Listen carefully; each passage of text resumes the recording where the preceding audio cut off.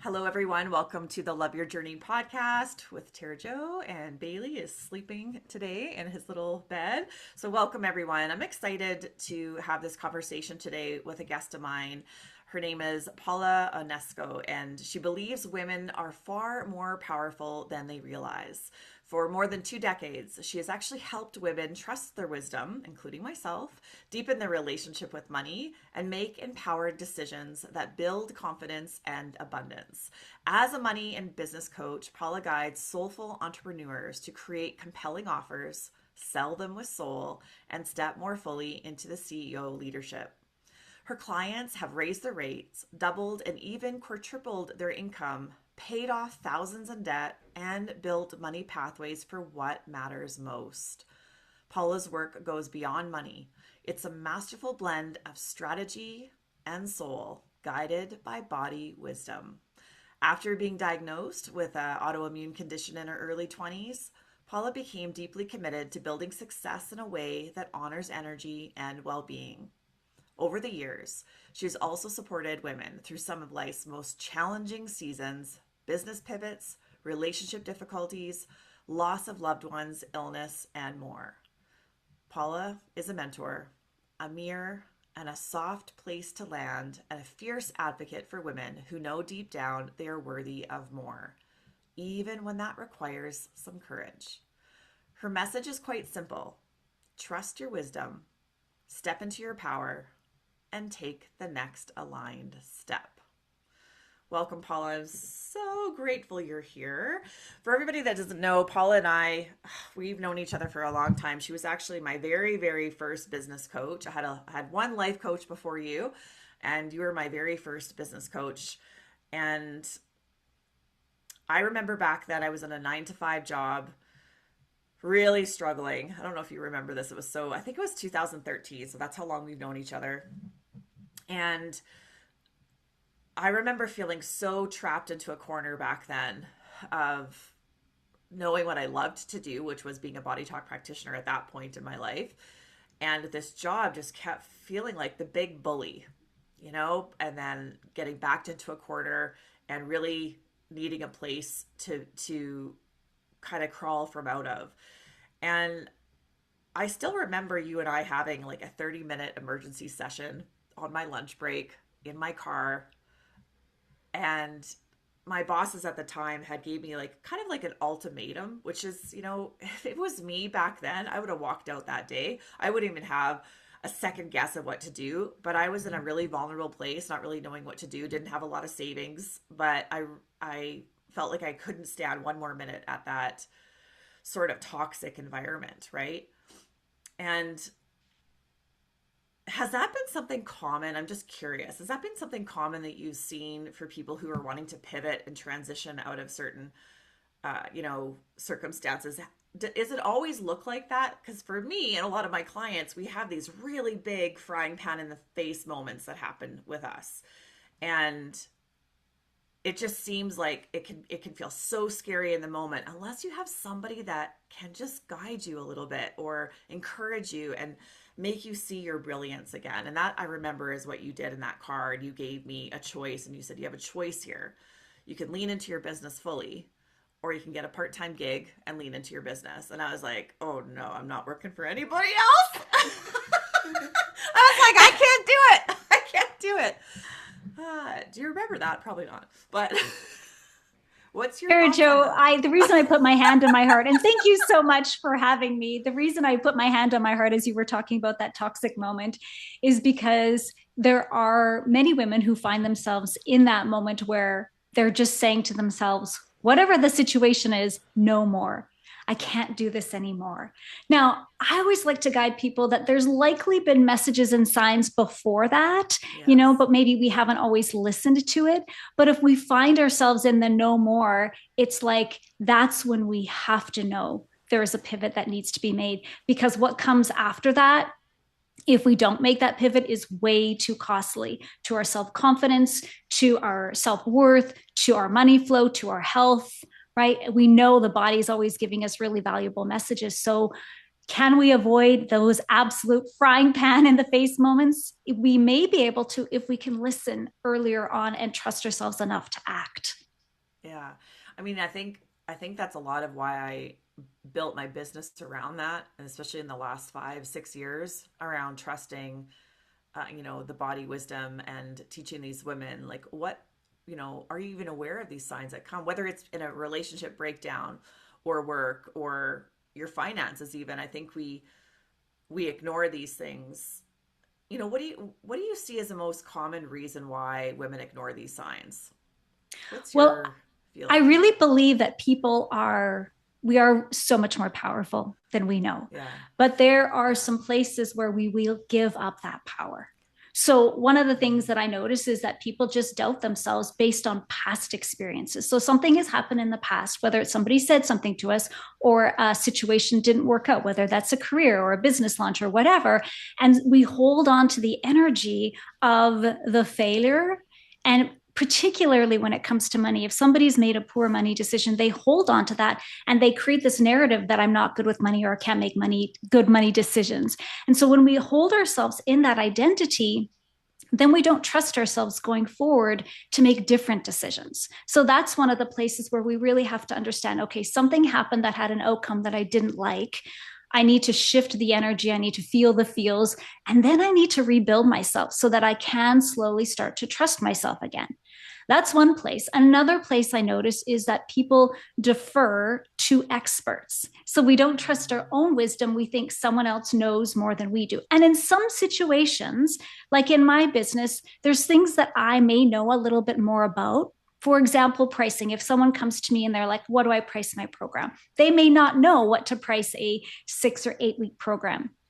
So we'll go through and I'll always ask them, just right now, what are you thinking? And then we'll look at what pricing is out there in the marketplace. But then the thing that I'm doing, which is what I really encourage everyone to be doing when you're getting expertise from the outside world, is get that, but then take it back through your own alignment system. So with my clients, we do sway testing to determine resonant pricing back in your body, not my body, because you have to be the one to sell this, not me. So we test that so that, yes, you're getting outside advice, but you're applying it in your own alignment system so that it just works for you. And I think that's a really important part of this. And then I would say the third place, which is like a third D, is where we disconnect. We disconnect from our money, where we're maybe ignoring it. We're disconnecting from the higher power we believe in, God's spirit universe, which is one of the reasons why I love to walk every single day. Because when I walk, and I know you're a big nature lover and you take so much Yeah. wisdom from nature, when we're out in nature, we just figure out so much stuff. We become so inspired. We're so connected. We tap and open up to forms of abundance. We reclaim our power with every step we're taking on the path. And all of those ways can help us bring us back to our center, our strength, and our knowing about what's right for us, because nobody can tell us what's right for us as much as we can. Nobody else lives in our body. Yeah, I think that's so important. And there's so many thoughts I have here running through my head with what you said, because I think, what I've seen with clients that I've worked over in the last couple decades is just stuff that happens as a child and in childhood builds so much of our core beliefs. And I even shared in my newsletter, celebrating International Women's Day yesterday, just sitting there thinking about how many women have been thinking they're not enough based on something that happened when they were 3 years old. Right. Right. And I say that because I have that lived experience of, um, a family member, I won't mention who, and I asked me what I wanted to do when I grew up. And I said hairdresser. And their next comment was about money. You won't make any money doing that. And like, I know that I was less than 5 years old. To hear that, I remember just completely feeling flat, like all of my little girl energy. And I'm not the only one. The amount of people that have responded to that email is actually really interesting to say thank you so much for just like saying that I'm not the only one. And it's these little things that just build over time, build over time, build over time. Then we have our own experiences in life, and then that builds on that belief that is faulty. It's a faulty Yes. belief, but we believe it's true because now the evidence, so we think through that lens, starts to show up. And, my vision is if we can, and I know you have a lot of tools for women that you work with, but if we can give tools for women to be able to start to shift, number one, to be really aware of their beliefs that are showing up, that negative self-talk, the things that are bringing them down, and be able to shift that identity like in the Mm-hmm. moment, because we can't always choose our first thought, right? But we can always choose the second. And I just think about how women in the next generations, if we could teach them these skill sets that we've had to learn as adults, unfortunately, but if we had, and the parents know them, then how much this world can change if we start to become really aware and shift the identity into something that actually feels more empowering for ourselves. And also know anybody that made negative comments to us back then, I mean, they're just doing what they knew based on their lens of life, and they didn't know any different. So I don't hold any resentment for anybody that's said stuff like that, but it's still really hurtful in the body. And I always say the issues get in the tissues. If, this is what happens to us, right? And then this is where illness starts to come in. Right. And like, I'm curious for you, because you did mention you have an autoimmune illness. So like, at what point was that the information you needed to transition into a business from what you were doing before? Or did it have nothing to do with it? Because I'm curious, because being 20, that's quite young. I mean, I was 15 when I was first diagnosed with something as well. But I'm just curious kind of what got you to where you are today, and then how do you manage your business, and how do you build it based on having an autoimmune? Because I have a lot Yes. of clients that have, chronic pain, autoimmune, things like that can feel like it gets in the way of their desires. So I wanted to Mm-hmm. kind of just ask your opinion and share a little bit of your insight on that. Thank you for asking. And Tara Jo, do you know that I'm only starting? I've been running my business for over 20 years with an autoimmune condition. I'm only starting to talk about it now. And I've even asked myself, why has it taken me so long Yeah. to bring this to the forefront? Because I'm not the only one. But I think there was a belief that I had to hold, that I had to hide that in order to be successful. Mm, When the yeah. reality is, I had to design my business so that I could support myself in that, with that, bring it along as opposed to hold it as this thing that was working against me. Yeah. Anytime we hold something in the body, a condition, whatever, that we think is working against us, as opposed to building the business around that, Yeah. really powerful. So I had the autoimmune before I started my business. And it's only now that I'm starting to put so many pieces together. The autoimmune condition really flared up right around the time that my mom passed away. And so I navigated the first part of my career in the corporate world as an accountant.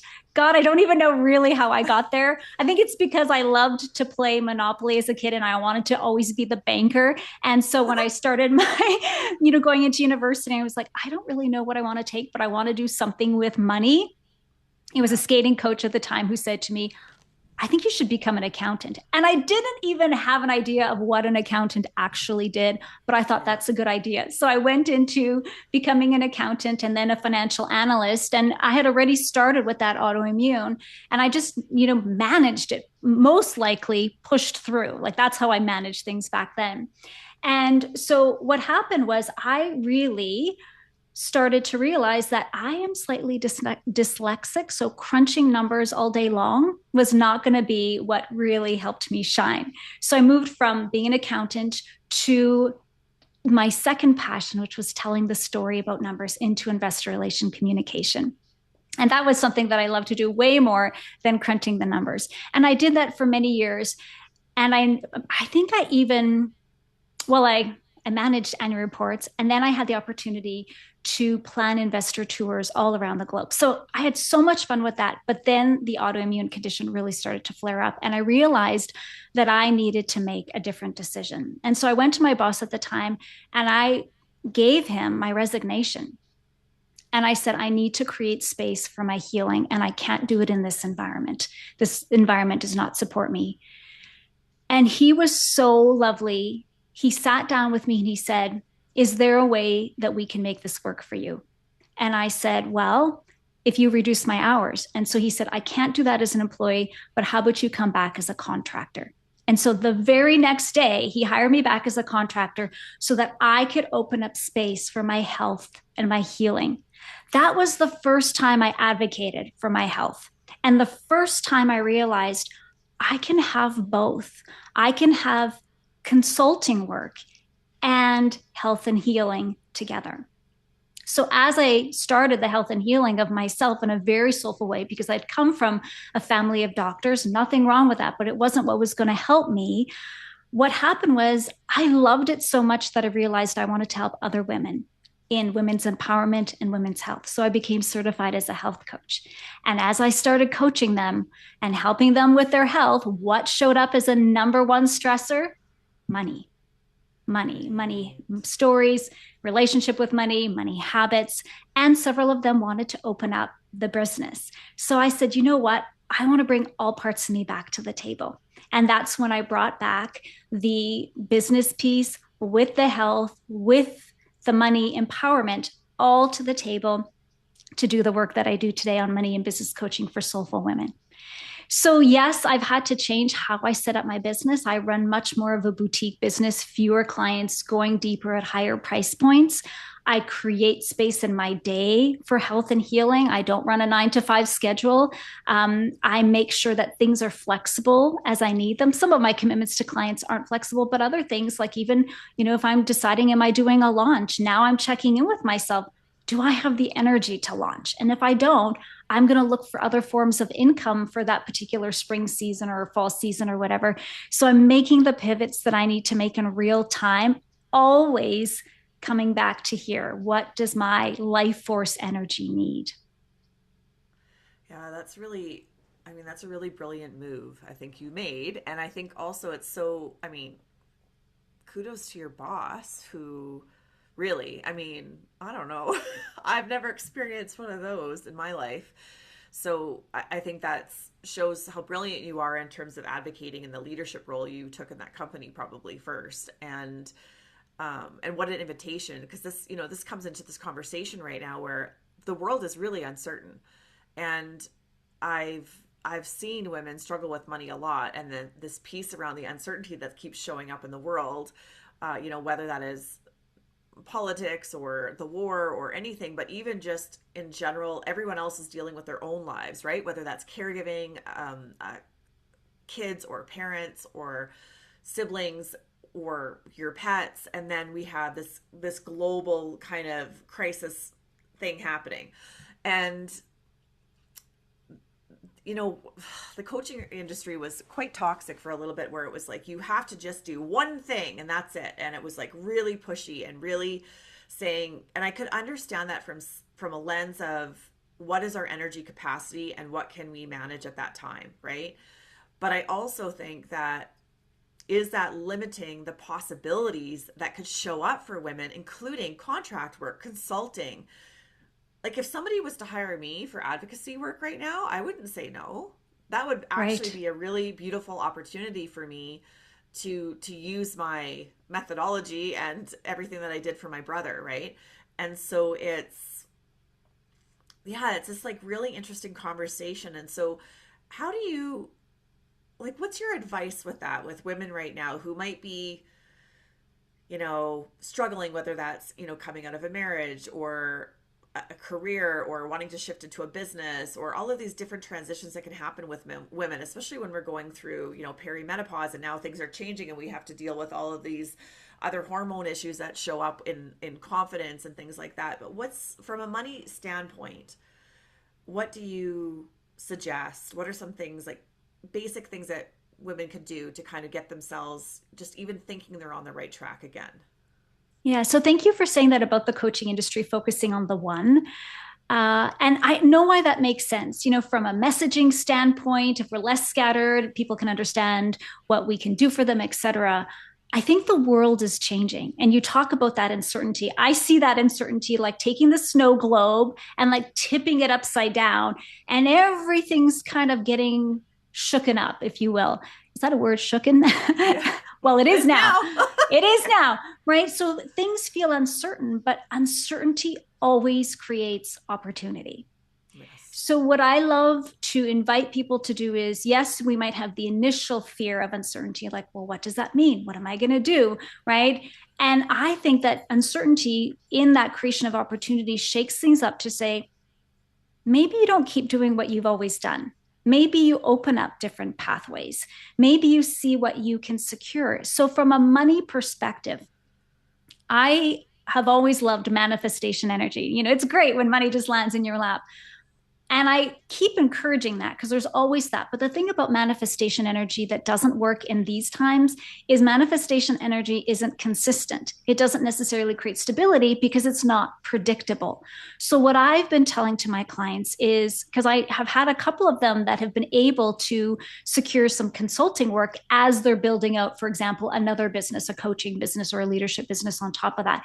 And I say secure that level of consulting work, do the things that can help you create stability, both in the securing of the income, but also really looking at your expenses so that you're building a base level of security for yourself. Because when we have that, we're not living in fear as much. We can make better decisions that can allow us to navigate the uncertainty / opportunities that present themselves. And, you know, like you, I have said to people, if somebody said to me, Paula, we're going to offer you a contract position, you get to do the coaching that you love, aligned with the same values, you know, you can do that in our framework, I would say I would consider that, because I don't think we need to be as rigid as to how our income comes to us. I think we need to be aligned with our values, doing the brilliant work that we do, but perhaps we open up the spectrum of what's possible and how income comes to us. I don't know if you know this, but I often stand every single morning facing the rising sun and I say, universe, bring me all forms of abundance as long as it's aligned and legal. And I'm not joking, because I'm less concerned, does it come from that offer or that business? And what I think a lot of entrepreneurs are starting to realize is to do all of the pieces of a business, that's a lot of work. And if we're limited on capacity, if we have health conditions, you know, it's hard to do the creation, the messaging, the creation being program development, the messaging and the marketing, the sales, the service delivery, the financial management, the team leadership, all of that in shorter hours. So maybe a consulting opportunity opens that up where someone else is doing that and we're coming in just to do our brilliance. And maybe that's only part of, you know, the income generation. You still get to be building your own thing, because some of us like to do that. We like to build our own thing, you know. But I think that I want everybody to pause and say, I know what I did before. What makes most sense for me now for where I'm going and who I'm evolving into for this next phase? And throw in perimenopause, menopausal symptoms. And I mean, that becomes even more complicated, because what I notice is that I need less time on technology, not more. I need to be on my phone less, not more. So how do I begin to shift things even for myself so that I am honoring what this body needs in order to thrive? Yeah. Well, you know, that brings up such a great conversation, because I've said we're living in a world where we have information overload 24/7 more than any other time in our life. And our nervous system isn't meant for that. We're not meant to turn on social media and have, even like subliminally, all of these messages come through about all sorts of chaos that's going on in the world. And so our amygdala is firing, like we're just constantly going and going and going into this fight, flight, freeze response. And then, you know, women are wondering, like, why can't I function in my daily life anymore? Because we don't even realize how much information overload that is affecting the energy body, right? And how we're like, we're just needing to expand our capacity for more, but we weren't given the tools growing up how to manage our nervous system and regulate it and also feel better. So, Mm-hmm. you know, that's kind of where I really, especially this year, put so many tools into my monthly membership for these women, because I could see what was coming. I've seen it myself, just even navigating, you know, the concussion and the car accident and my brother, and just how much I had to relearn absolutely every single thing that had helped me in the past. I no longer had access to it with my brain injury. Like Mm. it would make me dizzy. I couldn't go into a meditative state. So I had to relearn different ways. And so I think that that is really important to put this into perspective too, that you can have all of these brilliant business ideas, but if you are not ready to hold it in your nervous system, it's going to be very, very challenging. And so that's where I say, if a secondary income can come in and stabilize that for yourself, that is actually probably the most empowering move you can do for you to start your business, if that is something they want to do, right? Because then Yes. just having that stability of, even if it's $1,000 a month or something coming in, can create, until we start to identify with new money beliefs. Because that's the other Mm-hmm. thing, is like we can rewire the brain. You do work with EFT. I do a lot of, I'm sure you do other things as well, but I know you mostly for emotional freedom technique, in the ways that you can rewire the brain. And I do a lot of things with energy techniques, whether that's belief code or emotion code or somatic work. And it all impacts, and I say there's not just one thing that can help. It can be a multitude of things that you might need to help, right? Yes. And yeah, so I think this is just such a powerful conversation, because I just really, if I could take all the kids in the world, especially these teenagers, because that was probably my most struggling time in my life, as being a teenager, and with the beliefs that I held based on other people's expectations of me, and just take them all and give them these tools to manage their emotions in the moment. I would love to do that and see how much more powerful they could be to step into their own wisdom, like that And young. And Tara Jo, you know, I've had so many conversations. My daughter is in her early 20s, and we've had so many conversations about technology, because technology has shaped this generation and also shaped, unfortunately, their sense of self worth. And she says to me all the time, you know, I wish I grew up in a world that I didn't have social media. Oh, wow. And I mean, isn't that telling? And she is the Wow. last generation that had part of her childhood without social media and then part of it with. Every generation after that has it from whenever they get access to it. And so, yes, I think that we have to live, not just build businesses and have careers, but live in a way that is supporting nervous system regulation. I didn't even know that concept, you know, in my 20s, where now she has that as part of her vernacular. I didn't know that probably until my 40s, maybe. Right. Yeah. But imagine how differently I would have lived, and how more easily I could have spotted energies like proving energy, that is dysregulation, Yes. right? A Yeah. proving energy that I could have brought back home to center faster and made different decisions, but also felt better in my body and had my body feel more at peace and ease. Yeah. You and I talked right before we started recording, you know, the concept of let it be easy. So when that comes to even our finances, let it be easy. Invite in that consulting work, you know, invite in that opportunity. Let it be easy. Let's not think that money has to be a struggle, because a lot of people have a narrative around money being a struggle. Maybe that's what they learned from parents and generations, you know, well beyond that or earlier than that. And I don't think it has to be that, but we have to decide, one, an identity of money being easy, and that we are easeful with it, and that we have the capacity to hold it. And then start to line up our money habits with that. A lot of people have a revolving door when it comes to money. Money comes in, money goes out so quickly.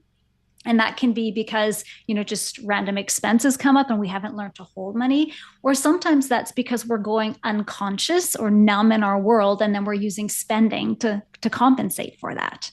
So if we can really become more conscious of the money movements that are happening in our world and be a bit more discerning, you're like, do I really need that? Why am I buying that?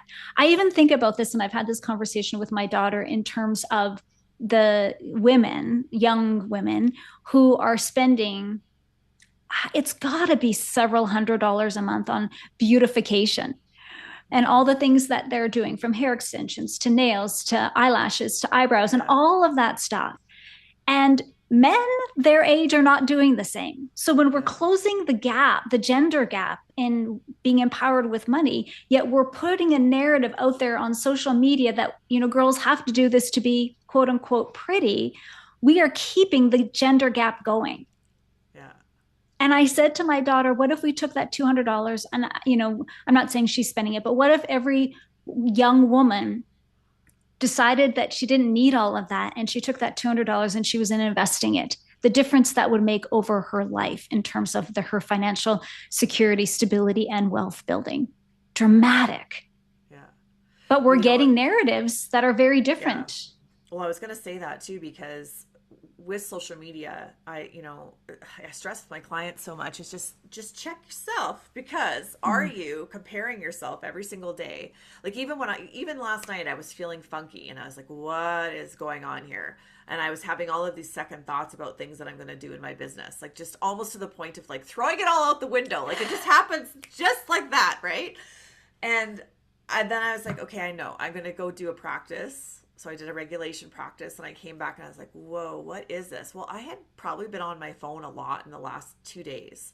Yes. And so you don't even realize the influence. I can't stress this enough on the mental health and the comparison that we just happens naturally due to what you're seeing, whether it's actually telling you you're not good enough or not. The lens of how your life has been up until this point is going to seek and find the things that are going to give you evidence that you're not enough, because so many people might have told you that at some point in your life, right?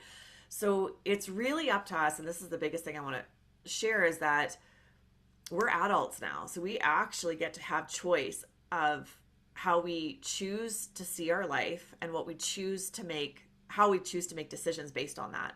So I just threw my phone away for the rest of the night and chose to do bedtime practices a little bit longer, to do bigger choices. And this morning I woke up and I did a workout, and I knew we were, I started making conscious choices along the way to shift that narrative in my mind, knowing it's just temporary, but that temporary comparisonitis that we get can lead to damage in every angle of our life, whether that's relationship, whether we're thinking we don't have a good enough partner based on what's happening also on social media, or it's mind-blowing the influence it has. I don't know if you've saw that, just if that's impacted you any, and how do you manage that for yourself? Is there a practice that you have, or yeah.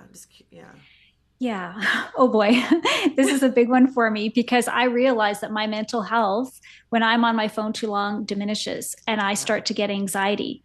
And anxiety creeping up is always my sign that obviously I'm dysregulated in some way, but I have to look at where are my sources of influence right now? What is coming into my world?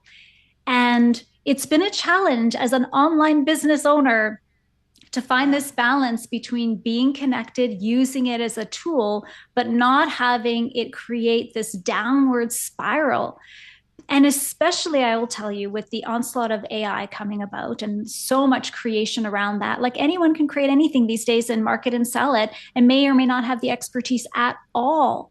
And when that showed up, I really, if I'm doom scrolling, I can easily, and I'm going to be completely honest here, I can easily get in the pattern that, am I still relevant? Like, do I still even have a space here? And it's not that I don't think I have expertise. I know I do. Like deep down, I know I'm masterful at what I do. Am I always learning? Yes. Do I make mistakes? Yes, of course. That's how we become more masterful. But the thought, I don't know that I'm relevant, can be so damaging. And that's when I know I have to put the phone aside. I have to coming back to that 1D, disconnection. I have to disconnect out there and connect back in here. And sometimes I have to remind myself, Paula, this is what you're masterful at. And I make a list of the things, or I gather evidence for successes that I've created, both for myself and for my clients, as an evidence journal of these are the things that I can do really well. This is the impact that I can create. But the other thing that I find is that I've had to really learn, and this past year was a really good example of that, both sort of in friend groups, but in business associations, those places where I was overgiving. Because the moment we're overgiving, which by the way, sometimes is connected to the proving energy, then we're dysregulated. We're out of our power because we've got our energy out here helping someone else. And we're not as attuned to, okay, well, what's happening here? So when our giving and receiving energies are balanced, like we're whole, we're getting nourished as much as we're giving. It's coming in and then we're giving it back out. When we're overgiving, the nourishment is cut short. And sometimes it's our own doing where we shortchange our self-care practices, right? And then we're overgiving. So we're trying to help other people so much. Sometimes we're attached to their success more than they are, which is a huge sign. And in coaching world, we have to really be careful of that. And then, when I recognized that, I was like, okay, Paula, bring that back into balance. Because if you overgive, you shortchange yourself and you will feel that in your body. Yeah. I was thinking about this whole thing about AI, and then also thinking about what was the course that I was in with you where we did copywriting. Do you remember? Message Your Magic. Okay, yes. Message Your Magic. Okay, so this is what was coming up in my mind the last couple of days leading up to this conversation was like, for me, going back to this like confidence piece, when we're using AI like ChatGPT and things like that, we're actually losing our intuition based concept, which is how I built my business in the first place. The name, Love Your Journey, everything was built on my intuition and my insight, and that's what feels really good. What I've noticed with AI coming in is I've lost touch with that, and then I get so pissy, I throw the computer out the window, and I've just wasted 5 hours of my time trying to do anything because I'm trying to loop into something that is supposed to be helpful and supposed to change my life in terms of timing, but it actually ends up wasting more time because of the impact it has on my mental health. So I don't know if anybody else has talked about this, but this is something I've seen, and I remember messaging Your Magic because it was a learning about how we can like tap into our intuitive insights, and then also understand how we can communicate that message to our people so that it attracts in the right frame of mind. So, I can just imagine you thinking like having a concept like that. And then with this AI coming out going, because I was in it. It was a brilliant opportunity for entrepreneurs, number one, to gather in community and also like share their own wisdom in it, and also develop something like the copy that they wanted for their program or service that they're giving out to the world. But like, what's your thoughts on that? Because this is like something that I don't know. I'm a fan of AI in ways that I can audio message something like a transcription, and it can type it out for me, and then that creates ease for me in my brain injury. Like, definitely that's created ease. But that's my own words. And that's not me wanting to copy anything to social media or anything like that. But when it comes to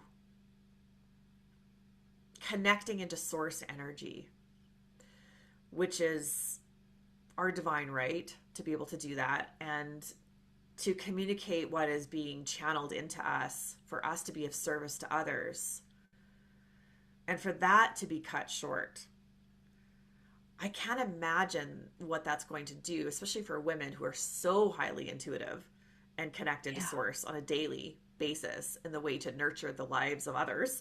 What will happen if we don't grasp onto this fact of keeping that safe? Right? Safe and protected. Yes. So I'm having a love-hate relationship right now with ChatGPT and AI. I see some benefits. Some things are incredible. Some things allow us to do things. I actually use ChatGPT to do some analysis on the trading side that I do with the investments I have in the stock market. So it's a good gatherer of information, although I'll tell you it's not always accurate. So be very careful, when you're using it in certain ways, and depending on its accuracy, it isn't. I am very concerned about what ChatGPT is doing to people around their voice, their intuition, their brilliance, their writing. Yeah. Because, and I saw it right around New Year's, where there were 3 different individuals, literally within a 30-minute period of time. I was on social media, and they each had a New Year's message. 3 vastly different individuals with different brilliance and vastly different voices. And they all had the same message, including the phrasing coming gently into the new year, which I don't know why ChatGPT writes the word gently so much, but it does. And certain phrasing and cadences. And I thought, this is the same. It's regurgitation of the same. We can never lose that, because as you said, if we are as intuitive beings lose our connection to the divine, yeah, sure, we can still produce content, but what did we fracture inside of ourselves for our own vibrancy, our own healthy living? Yeah. That's why health and business are not separate for me at all. They're absolutely integrated. I need to be doing things in my life, in my business, that are cultivating energy and intuition, and having that connection and having that pour into my business, as you say, to help others thrive. That's the reciprocity of all of it. So if we fracture that and we just have some tool creating that for us, and that's what it's being marketed as, you can get AI to do this, so you don't have to do this in your business. Well, what if that's essential in your business? That's not a piece to outsource. Critical thinking is not a piece to outsource, right? Or else we'll end up with some of the things that we're seeing on a larger scale today, because we're outsourcing, critical thinking. We're removing compassion and empathy. Those things are going by the wayside for the purpose of just pure profits and power. And that never serves us as a global entity where we are all so connected. Yeah, it's just kind of, we're kind of in this like really interesting time, and I do want to kind of circle back to this. When we're in an uncertain time, it is opportunity as well. I mean, when we were going through COVID, my business tripled because I chose to come from a place of service. How can I help people that are struggling right now and show up from a heart-placed space and not loop into all the other fear mongering that was going on, right? And I mean, I think I got the intuitive nudge to go online a couple of years prior to that, so I was already prepared, where I know some brick and mortar businesses weren't. But again, it's this chance, and I'm such a true believer of like playing in the possibility and really being in that, not from a place of bypassing the reality of what's going on. So like if you're spending way too much out of your pocketbook and you're not making a profit because you're spending too much, that's where you come back to that rooted giving and receiving piece too, just in your finances. But really being able to explore and identify with more of opportunity and possibility and play with that, and to tap into that energy than to feel restricted in this season of unrest, and not from a place of ignorance and not having empathy with what's going on in the world. But we each have to look at this as, how can we come back to our heart and our values, because you mentioned values quite a few times, coming back to our heart and our values, and create from that place, whether it's even just creating something in your household for your children or your pets, or your healthy lifestyle, like how you want to treat yourself better, but just really coming back into that and not lose sight of it, not lose sight of our own values, because that's really when we start to step into using our own voices. And, I want to protect women so much. You know me, I get really fired up when it comes to advocacy work and women not being able to use their voices or not being heard or seen. Like, I'll step in for them. It's kind of how I do it. But it's we have to protect our own peace, but really in generally protect our own intuitive insights and wisdom, and not have anybody shut that down. I mean, we and then act. Yes. Yeah. Like, to me, the action piece is key, because so many times, both in my own journey, but in women I coach, they already know. They already know that something needs to change, but sometimes out of fear, sometimes because they're not sure how to navigate the unknown, but sometimes because we're just so loyal to a business, to a relationship or partnership. We stay in something that we know its purpose has been served. Yeah. And we judge that if we make a change, that somehow we have failed, and we haven't. Being in our power is hearing, however we get the intuition, and saying, okay, what do I need to do now? Because I'm already knowing what I know. And we know what we know, we can't unknow. Right. We can't unknow what we Yes. know. And so then it's to say, okay, how do I build capacity inside myself to make sure that I'm growing my self trust? I'm growing use of my voice. I'm honoring my time and energy and money boundaries. And I'm making sure my energy is not getting depleted on things I'm tolerating. All of those things are building this foundation of strength in us that gives us the foundation to make the decision. And sometimes Yes. I say there's the thing before the thing, meaning there might be a smaller decision to make before the bigger decision. Can we start on the path? So because the universe is responding, that the universe is already seeing, okay, she's on the path. She's understanding what the decision that needs to be made is, and she's taking the steps. So when we have that going on, we're gaining confidence, we're trusting ourselves, we're now having access to more intuition and more information because the universe gives us information as we step forward and act. And that's why when, if anyone's in a state of uncertainty, it's like ground into the certainty of what you know, build trust and capacity and strength there, and start stepping forward because you will build more strength in your intuition. You will build more confidence to make the next decision. I'm not a big believer always in just like quit the job and just figure it out. That can create a tremendous level of stress that isn't necessarily the best for us from a nervous system regulation. Sometimes you have to do that because an environment perhaps is way too toxic, but I'm all about, if we're building foundation of safety and security, both in our energy, in our mental health, in our money, what are the steps that we can line up so that we can move forward? Yeah. Yeah, that's really beautiful wisdom. I'm curious, what are your offerings right now if somebody's listening to this and they're wanting to lean into more of Paula? What are some of the ways or pathways that they could lean into learning more about you and what you offer? Yeah, thank you. So, a great starting place for me is my Power Flow membership, where I have two main components. We have an Align and Tap, where we do mind mapping around shifting those energies. We literally get up and shake them off, and we do tapping, which is the technique you mentioned, the EFT tapping. And then there's a Focus and Flow, which is about getting things done with ease and flow and fun. Because I don't believe our business and the tasks we do in it should feel hard. We can break them down so that it's like fun to get started. And right now, in that, we're doing a reach out challenge. So we're reaching out to 3 people a day just to create the connections, because of course we know that money happens through people, business happens through people, not all of this automation that's, what people are leaning towards. So that's the Powerful membership and a great starting point.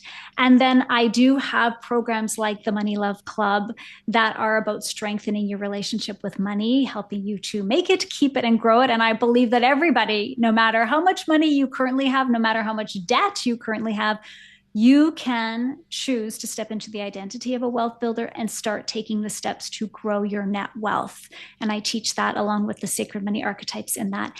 And then I have the private coaching. So this is where I'm working with somebody, really customized journey for what they need, whether that's improving their relationship with money, whether that is expanding their business with their offerings and the pricing and the messaging that goes with that, or whether it's somebody who's just in a state where they're needing to make a pivot and a transition and they want to be guided in strengthening that foundation, doing the things that will help them, strengthening the voice, strengthening the energy, and taking the steps to make that transition easier so they're not waiting or getting the frying pan in the face moment, but they're actually ahead of that so that they can navigate it with greater ease. That's yeah, and I'm gonna say everyone, I've done private coaching with Paula early on in my career, and I also have done the Focus to Flow and the Money Love Club, and they each have their own brilliance and really beautiful journeying with that. So Focus and Flow is such a great place to land a couple times a month when you really need sort of like a reset. It feels like a reset energy when things feel a little funky in the business or your energy field. It's a great place to kind of get things done, but also align yourself back into your own brilliance. Mm-hmm. And the Money Love Club, every single time I've done it a couple times, I learned something new because I think we can only take in so much that we're willing to see at the time. And so it's something that you can redo again and again. excuse me, so that you can, as I croak in my throat, we talk about money, Paula's like laughing probably inside, but isn't that funny how our voices do that when we're when we know. I always say to my clients, my biggest challenge has always been my money story. Just has always been probably the one thing that I've really had to try to master again and again and again. And it's such a journey for me, so it's definitely showing up in my voice. But that was such a really interesting program to be a part of too. So, and I think you're No, offering Tara some Jo, can I just yeah, say something? Like yeah, we will always have a money story. To the yeah, day we that's die, true. we have a money Yeah, story. And not yeah, all parts of our money story are bad or working against us. And I think I want to yeah, make sure that that gets said, because oftentimes when, there's marketing out there around money story, it's like they're all bad. No, there's lots of really good parts. And then there's some things that we need to upgrade. As you yeah, said earlier in this conversation, we're adults now. So we might have learned a money story as a young child or from generations before us. But as an adult, we get to decide and begin living into what the money story is. So there's so much power in just that awareness, yeah. that then we can, write a new story and open a new chapter in that, and then align the energy, align the actions with that. I'm still working on my money story and expanding it. And I notice that certain patterns, they sort of circle back. And I notice that I'm not at the same place, even though it might look like the same thing. If you think of the spiral up, I'm higher up and I have greater awareness and I can catch things sooner, and I can frame things for who I'm evolving into now. So Yeah. that's the power of doing the work on an ongoing basis, because till the day we die, we will be in relationship with money. And I also want to just state that I think one of the brilliant things you've always taught me, that I think you stress with everybody, is what is the next step. So Mm. anybody that is feeling like they're struggling and they can't get ahead, or they're just not really sure what to do, Paula is so brilliant at just helping you navigate what is the next thing you can lean into. Because when you start to take that action, clarity ensues from that and things feel better. There's not the pressure cooker, that you're under when you start to take these little steps along the way, which is really the concept of Love Your Journey. My business was creating this place for people to see life in a different way rather than getting to the destination. It's about loving these little parts around it. And that's about taking those steps, creating alignment to take that next step. So, And loving yeah. yourself along the way, with Yeah. so much compassion. Because I say this all the time to my audience, which is primarily women. We are always doing the best we can, Yeah. always. Yeah. So can we pour on the self-love and compassion in a deeply nourishing way? And sometimes it's perhaps in a way we didn't get when we were younger. Can we be Yes. that for ourselves now? Because that's what's going to help us heal and feel safe and be able to take the actions For forward. sure. Yeah, thank you so much for being here. I know that Paula has gifted some freebies for the listeners, so I'll put that in the show notes. That's exciting for all of us.